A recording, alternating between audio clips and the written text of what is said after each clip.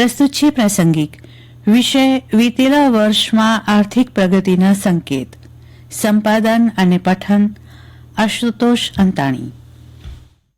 2023નું વર્ષ જ્યારે વિદાય લઈ રહ્યું છે ત્યારે એ વિતેલા વર્ષ તરફ પાછું ફરીને એક નજર કરીએ તો વર્ષની શરૂઆતના અંધકારને ચીરતો તેજીનો પ્રકાશ આવ્યો હતો અને તેના કારણે ભારતનું નામ આર્થિક ક્ષેત્રની દુનિયામાં ચમકવા લાગ્યું છે. વિદેશના રોકાણકારોએ ભારતના અનેક ક્ષેત્રોમાં નવા પ્રાણ પૂર્યા છે. ઇલેક્ટ્રોનિક્સ, ઓટોમોબાઈલ્સ અને સેમી કન્ડક્ટરના ઉત્પાદનના પ્રયાસોએ વૈશ્વિક તખ્તા પર ભારતના ડંકાના રણકારનો અવાજ વહેતો કર્યો છે. વિશ્વના સમૃદ્ધ દેશો એમ માનતા હતા કે વર્ષ 2023માં ભારત મંદીમાં જકડાઈ જશે અને રશિયા યુક્રેનનું યુદ્ધ ઓઇલના ભાવો એવા ઉછાળશે કે જેમાં ભારતનું આર્થિક તંત્ર લપસી પડશે, એવું આર્થિક નિષ્ણાંતો કહેતા હતા. વિશ્વની રેટિંગ એજન્સીઓ પણ ભારતનું આર્થિક ચિત્ર નેગેટિવ ચિતરતી હતી, પરંતુ ભારતની સડસડાટ પ્રગતિથી દરેકની માન્યતા ઊંધી પડી હતી. ભારતની આર્થિક તેજી જોઈને વિશ્વની નામાંકિત રેટિંગ એજન્સીઓએ ભારતને પોઝિટિવ દર્શાવવાનું શરૂ કર્યું હતું, જેના કારણે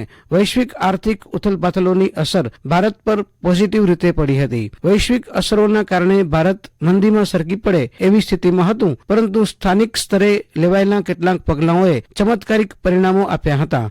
નવી production linked incentive PLI, vocal for local અને ઇન્ડિયન સેમી કન્ડક્ટર મિશને ઉત્પાદન ક્ષેત્રે નવી તકો ઊભી કરી હતી. ભારતની આર્થિક તાકાત પર બ્રેક મારવાના પ્રયાસ કરતા ચીનને પણ વર્ષ 2023માં પીછેહટ કરવી પડી હતી. ચીનમાંથી રોકાણકારોએ નાણાં પાછા ખેંચતા તેનો સીધો લાભ ભારતને થયો હતો. ભારતે વિશ્વના રોકાણકારો માટે લાલ જાજમ બિછાવી હતી, જેના કારણે ભારતમાં વિદેશી રોકાણ $60 અબજ વટાવી ગયું છે. સરકારે રોજગારી વધારવા લીધેલા પગલાં અને મેક ઇન ઇન્ડિયા જેવા પગલાંથી ઉત્પાદકો આકર્ષાયા હતા. અમેરિકા અને ચીન વચ્ચેના સંબંધો કથળતા એપલ જેવી નામાંકિત કંપની ભારત તરફ વળી હતી. રશિયા અને યુક્રેન વચ્ચેના યુદ્ધના કારણે સેમિકન્ડક્ટર જેવા મહત્વના મટીરીયલની અછત ઊભી થઈ હતી. તેના કારણે ભારતે વૈકલ્પિક વ્યવસ્થા ઊભી કરવામાં સફળતા મેળવી હતી. તે ઉપરાંત ભારતમાં જ તેનું ઉત્પાદન થાય તેવા સફળ પ્રયાસો પણ કર્યા હતા. ભારત હવે સેમિકન્ડક્ટર બનાવવાના હબ તરીકે ઉભરી રહ્યું છે. ભારત આત્મનિર્ભર બનવા તરફ અગ્રેસર છે, તેમજ તે માટે મહત્વના રો મટીરીયલ સ્થાનિક સ્તરે બનાવવા પ્રોત્સાહનની સ્કીમો પણ તૈયાર કરી રહ્યું છે. વર્ષ દરમિયાન શેર બજારના સૂચકાંક સેન્સેક્સે 71,913, નિફ્ટીએ 21,593નો આંક વટાવીને ઇતિહાસ રચ્યો હતો.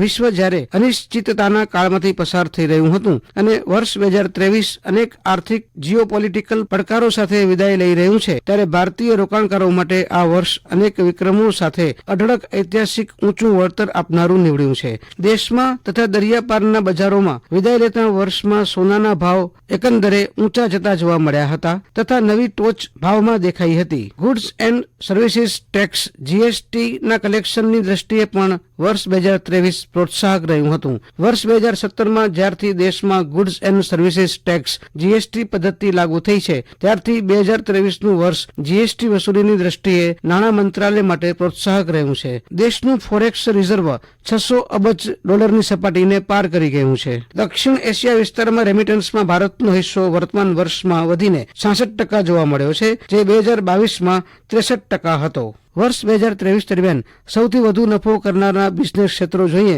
તો સોફ્ટવેર અને technology, global tourism, renewable energy, artificial intelligence, pharmaceuticals અને બાયોટેકનોલોજી, ટેલિકોમ્યુનિકેશન્સ, મનોરંજન, સમાચારના માધ્યમો, ઈ કોમર્સ અને ઓનલાઈન રિટેલ જેવા ક્ષેત્રોમાં વર્ષ 2023 ભારે પ્રોત્સાહક રહ્યું હતું. આમ વિતેલા વર્ષ દરમિયાન અનેક કુદરતી માનવ સર્જિત પડકારો છતાં પણ ભારતનું અર્થતંત્ર સતત આગળ વધતું રહ્યું છે અને વિશ્વની આર્થિક મહાસત્તા બનવા તરફ પ્રગતિ કરી રહ્યું છે.